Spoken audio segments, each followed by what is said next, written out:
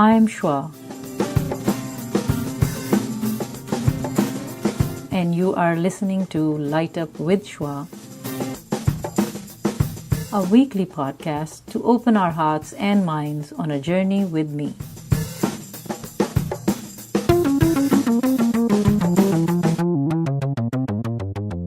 Assalamu alaikum ji. Wa alaikum assalam, Shua. Nice to see you. Nice to see you again actually. Well, thank you very much, Shua. It's indeed a privilege to talk to you, and congratulations on the work that you're doing. Thank you. I think it's a much needed work that you have undertaken.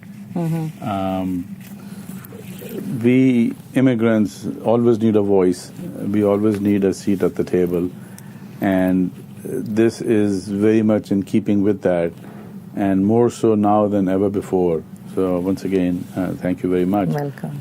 I was born and raised in Pakistan. I received Jesuit education in Pakistan at St. Patrick's. And wonderful thing about Jesuit education, even in Pakistan, with all the problems that we are having with extremism and fundamentalism, and no one has raised a finger on these institutions, and they are still well respected, and they are still functioning. Is that amazing? Isn't that wonderful? That is amazing. So I came here as a student, and after finishing my studies, my first job was in the financial services area, and then after a few years, I went into my own business. Every immigrant, every ethnicity will see and feel that glass ceiling at some point in time. Yeah. And when I came to that crossroads where I realized that, in order for me to proceed further, certainly in the financial world, it was an old boys network. And unless I was a Boston Brahmin or a blonde-haired, blue-eyed Wonder Boy, it would have been an uphill battle.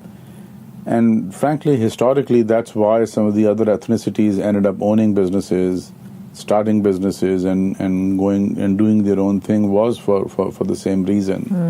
So it was sort of writing was on the wall, and we made that choice. And through that journey, we bought the rug business, Dover Rug and Home, which is named after the town that I live in. And half of my time now is spent on boards of several nonprofits, and I only serve on nonprofit boards. Oh, okay. Such as WGBH is one of my favorite organizations that I've been involved with for many years. That's very good. I serve on Governor's Advisory Council on immigrants and refugees. I'm a trustee of our mosque, one of the founding members, and I do a lot of interfaith work. I'm a former co-chair of the Muslim-Jewish Dialogue. Oh, excellent. With the American Jewish Committee. So that's sort of how I spend my time. Excellent. Tell me about your business. So you're an entrepreneur, and I want people to know that you are an immigrant, and you're a very successful businessman, which is good for as an American and as an immigrant community. We are very proud of you. I wanted to be connected to my heritage and my culture and my language and my people and my art form. And I also wanted to bring all of those strong points into my new home, into my new country, and bridge that gap. And I felt that I was qualified to do that. And also, there is a market for the product that we are bringing in. I always had love for art and literature, and so this. You're an artistic man, huh? Yeah, well, it catered to my artistic side as well as my business side. So you are in manufacturing as well? Correct. And in retail? In retail, wow. correct. So that's why we have the ability to keep coming out with cutting-edge designs and colors, because of our manufacturing capabilities. That's nice. and also be able to do custom work, in custom designs and colors, which is a big part of our So you are clientele. rugs, and you have all kinds of rugs from all over? Oh, yes. We have manufacturing in Pakistan primarily, and also India and also in Nepal. We make rugs all the way from traditional to very contemporary and in between transitional looks. We also represent other manufacturers and other importers around the world. We carry their lines. And we also represent other mills that manufacture carpeting and machine-made rugs. You're such an interfaith in carpeting business. I suppose you could say that. Internationally, connected to so many countries. How did you, would you say you were an involved father with all the business you had? Owning a business, running a business, and raising a family, in my opinion, is hand in hand. It's a way of life. And if you subscribe to that lifestyle where, you're a father at home, you're a father at work, you're a businessman at work, but you're a father at home, but you make those transitions very smoothly. And frankly, the values that you impart to your children, or the values that you maintain in your home and the culture that you maintain in your home, is really not that much different than what you do in your corporate philosophy. A good father, a good husband, a good provider is usually a good businessman, has good corporate values, and is a good corporate citizen also. So it was frankly not a difficult transition. And the nature of our work is that we're dealing with homes, we're dealing with families. That's true. And it's we are helping people decorate their home, create a shelter, part of the nesting process. So it's very family oriented. Family oriented, yeah. And our business also tends to be very family oriented. There are multi-generations who are doing the same kind of work. Now each generation brings something fresh, new, and progressive to the table, and that's how these companies continue to grow and change and grow. And so we are no exception to that. Part of our growth came in when my youngest son came in. I was about to say that. Yes. He's part of your business now. Yes. He helps you, or he's fully involved in this? Oh, yes, he's very much so. Actually, very actively. I think, if you have a good relationship as a base, that good relationship, that understanding and mutual respect will transform into a business relationship also. Good. One of the ways we addressed that was, and you also need to give them wings. That's what I was going to ask. So it means you let him do what he needs to do. Absolutely. When he came in the business, we opened up our second location in Boston. Excellent. And it's a challenging market. It's a competitive market. You were like, okay, you take your own place. Don't interfere with mine. Well, no, actually, he was with me here in Natick for a long time, every summer, and he had worked with me, and but once he graduated college and he was fully available, I said, well, if you want to really get a taste of the business and make some serious money, then we need to do another store, create another source of revenue, a profit center that you can benefit from, that you can control. So, and I will obviously back you up and be behind you and coach you and train you and take you through the process. And he rose to the occasion, and to the point where we felt comfortable enough that we opened up a third store. Wow. Boston has been around for almost 4 years now. Then we opened up Burlington about a year and a half ago. So we are managing. Excellent. Thank God it hasn't happened, because he recognizes his limitations and his strengths, and so do I. For example, when it comes to social media and digital marketing, that's his generation. Good. So I defer to him, and I listen to him, and I follow his advice, and I follow his lead. But when it comes to manufacturing and dealing with our suppliers, these are long-standing relationships that I had established. And are you bringing him in? Oh, absolutely. He travels with me to internationally and locally and to all the markets. So, and that is obviously something new to him. So how would you say, so you have been a very open, comfortable father with your children? Very much so. Were you having double standards with your daughter? Well, frankly, double standards don't work anymore because that leads to hypocrisy and that leads to mistrust and children hiding Behind and blind to you, frankly. And what good is that? So the best thing is to keep the process very open and transparent. And it's not a question of that I want to raise them in a Pakistani culture or in a Muslim culture or in a Christian culture or in a Jewish culture. I believe in strong values, and those values are pretty much common in all three monotheistic tradition that represents 80% of this world, Muslim, Jews and Christians, coming from the Abrahamic tradition.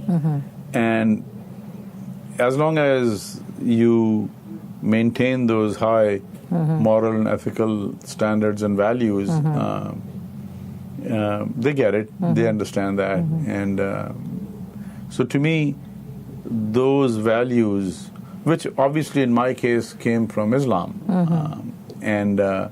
but they're not in conflict with any other faith tradition, and it has worked well. That's and give them modern day contemporary education, let them explore, let them travel. All my children travel tremendously. My question would be, if your sons want to marry a Christian or a Jewish girl or someone, so how would you react or reply, or how do you take it? I think that's a good question, and it's a very important question, and it is also a question that goes to the very heart of the first landed immigrants, the first generation of immigrants, and then the second generation, how they deal with that. And I frankly have a very practical and a pragmatic approach to relationships and marriage. Anytime you enter into any relationship, whether it's marriage or friendship or any kind of relationship, there are going to be challenges and there are going to be differences and there are going to be conflicts. So one has to look at any relationship in somewhat of an objective manner, is that what are the chances of my success? And frankly, the chances of your success in any relationship depends how do you and how can you minimize your conflicts and your differences. Now, with some people, if religiosity is not an issue, then religion will not play a role in their lives. If they feel that ethnicity is not an issue, then they could embark on that journey. But frankly, looking at mixed marriages, and one has to look at, if you are going to be looking at the success ratio, you have to somewhat look at it objectively. And what that means is that your values and your outlook and your tolerance and understanding in your 20s is one thing than what it is in your 40s, and then what it is in your 50s and 60s and so on and so forth. Historically, what I have noticed is that none of these issues are ever an issue or surface well into your 30s and 40s or so. Usually these differences in conflicts surface when you are in your 40s and you realize, I am who I am and this is who I am. I cannot change, I will not change, and this is my life. And then you put the burden on your partner, is that maybe it's time for you to change. And your partner has taken the same position. And that's kind of where the conflict comes in. Another reason conflict comes in is what kind of a faith you want to impart to your children. Because I do not believe in raising a family in sort of an open-ended environment. I want them to have a set of values, whatever that may be, but it should not be, well, you can be this and you can be this, and on Sunday you are this, and on a Friday you are this. And because it just doesn't work. I mean, you are only confusing your children, and that's why there's always a divide between these religions. That's why these religions have always taken a position that my way is the only way to God. So if these established institutions have based their values and separation based on that, well, you can bet that that same concept will enter into your marriage and into your relationships. So that's how I look at it. If you are void of faith and religion, then it doesn't really matter. So it, for some people, mixed marriage is right. In some cases, it's better to be that, because in some cases, people see conflicts within their own community, within their own ethnicity, within their own religions. There are people who want to leave their faith, say goodbye to their tradition. They're not proud of their heritage, and that's how they are. Yeah, exactly. And I'm not making a judgment call, whether it's right or wrong. Right. For them, that's the right direction. But if your boys are fairly into Islamic practices, are they? They're fairly grounded. Yes, I think they are practicing Muslims. Back to that, I mean, they're practicing Muslims, and it's not something that I had to use a stick to do that. I mean, they came to that conclusion by themselves. And frankly, 9/11 and the identification of Muslims in a negative light made them actually stronger in their faith and in tradition, because what they realized is that the world is not going to look at us as John Smith. The world is going to look at us and see us and look at our name and who we are and where we do, who our parents are, what our heritage is. Right. We might as well celebrate that. We might as well accept that. We might as well be comfortable in our skin. That's good. As opposed to trying to be something that we are not, because the worst thing that you can do is to go out on the limb and find yourself all alone by yourself and abandon your support system, abandon your community, abandon your faith. That's a difficult situation to be in. That's true. So that's how I look at it, is that I'm not saying this way or that way. Exactly, but I think these are the challenges, and if you can address these challenges in your relationships and in your marriages, go whichever direction you want to go in. Did you have any challenges while your children were growing up with them or with the culture or environment they were in? No more than nothing serious. I think sometimes the changes have to be made by the parents, not by the children. Right. As far as the children are concerned, it's their time, it's their life, it's their culture. It's their environment, which is new to the parents.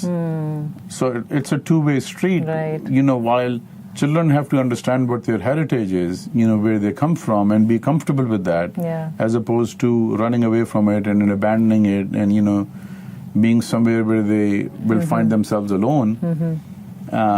The parents also have to understand is that, look, we have migrated. We are in another country. We have in another culture, and this is you our have to acknowledge that. And, absolutely. And take that is parcel of everything that you are in. Yeah. Exactly. You can't ignore and live in your own cocoon or corner. Yeah. Actually, we've had situations in the community where there were conflicts between the children and the parents, based on the values, and they were trying to raise their children at home the way they were raised in their remote village. Oh yeah. Oh, that is challenging. And you do that few hours during the day, while 8 hours a day they are in a dominant culture which is completely different and in conflict with you. That's a prescription for disaster. Yep. Absolutely. Yep. Absolutely. That's so true.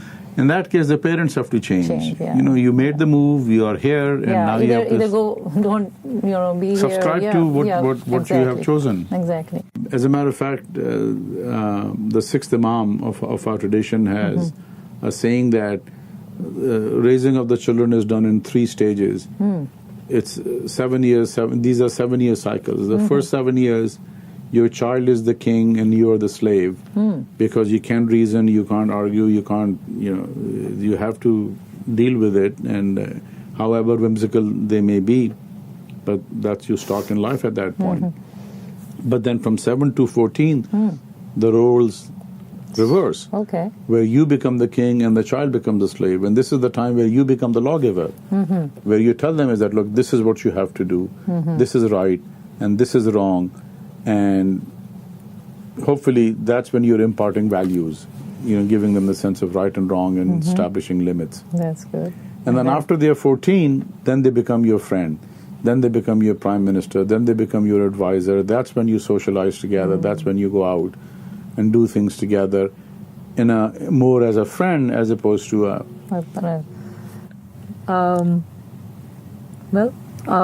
how would you rate yourself as a parent, as a father? Of course... Between 1 to 10, let's put it, or is there any other rating that you would prefer to express in? No, I think 1 to 10 is probably an easy yardstick. Like 10 is the best, and 1 is from every angle. The worst. The worst. The worst. You don't want to be there, obviously. No, I don't think you are at all that way. I would probably rate myself somewhere between 7 and 10. I mean, I have my flaws and I have my shortcomings. I do have a very strong network of family. That is a big part. Right, my brothers and my sister, and we are all very close to each other, and we consult with each other, and we see examples of how my older siblings have dealt with their families and with their children, and a marriage to me is a commitment, and if you have demonstrated and your family has demonstrated that they have the ability to not only make the commitment but to honor the commitment, hell or high water, then that's the right thing for you. The challenge happens is that where people are coming with this perspective or this value system that if things don't work out, we have an out, and we'll go and find another partner and start a whole life. And frankly, the grass is no more greener on the other side than what you're dealing with. Unless you have serious issues, like, right. I mean... if there's violence and if there's abandonment. Exactly. And there is so many other aspects to the marriage. It's not... you're blessed to have, I guess, a stable and a calm marriages in your family and yourself. So that is a blessing, I would say. Not everybody can have that necessarily. And once again, it's not a judgment call, but I think, there are organizations that we support. I'm which sure is you have seen in your life. Exactly, which support and help battered women, that help and support homeless women. And unfortunately, in our tradition, it is by far one of the most underreported crime, and we are very cognizant of that fact. And being a trustee of our mosque, from time to time these cases ended up because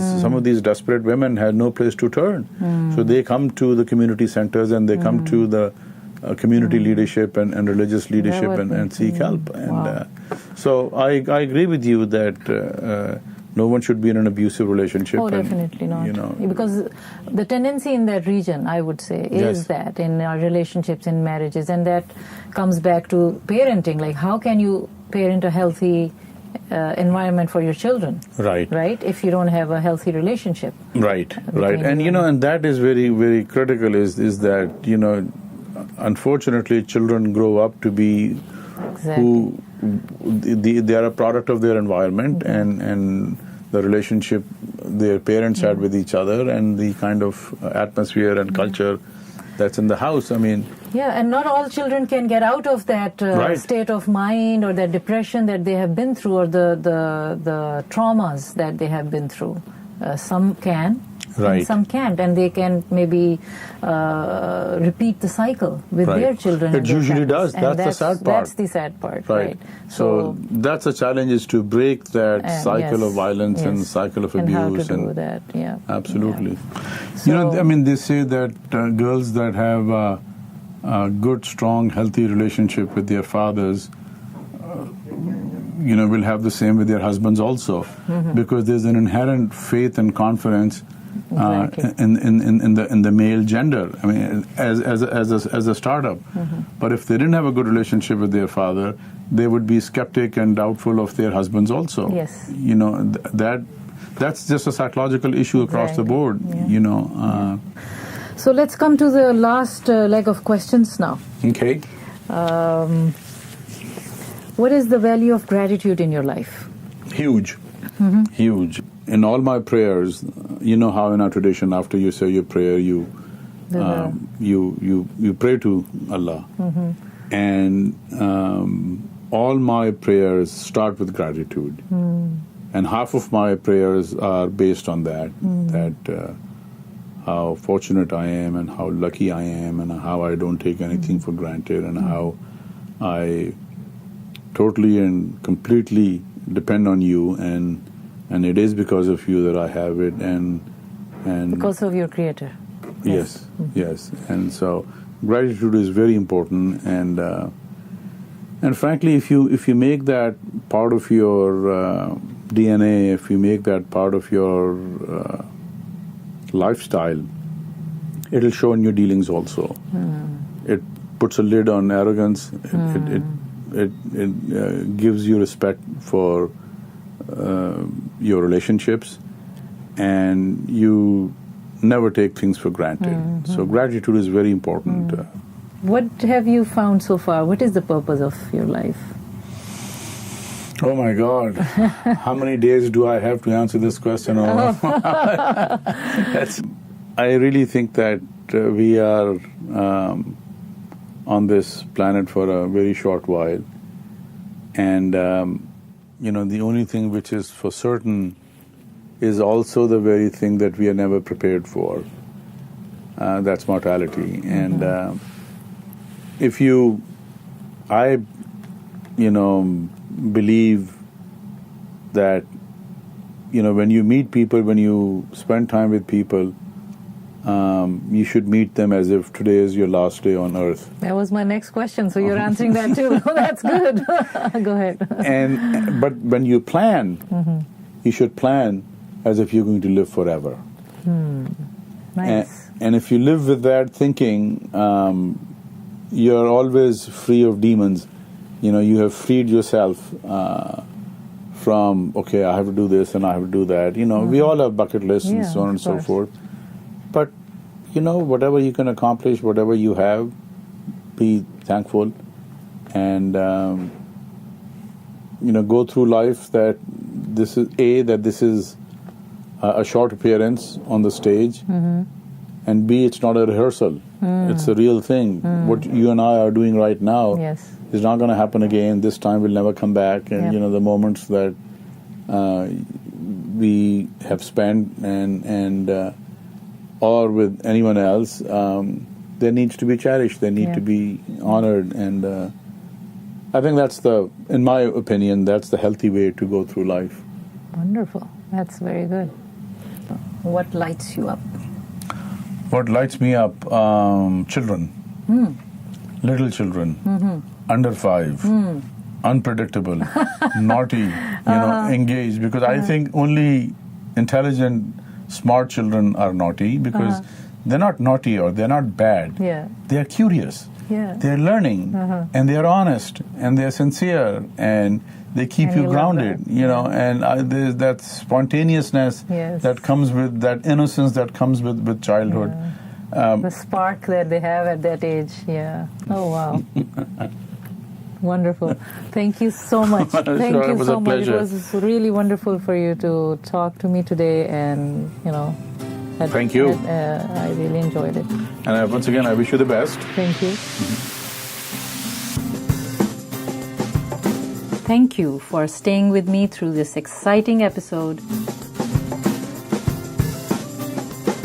Please don't forget to subscribe and stay tuned for the next episode of Light Up with Shua.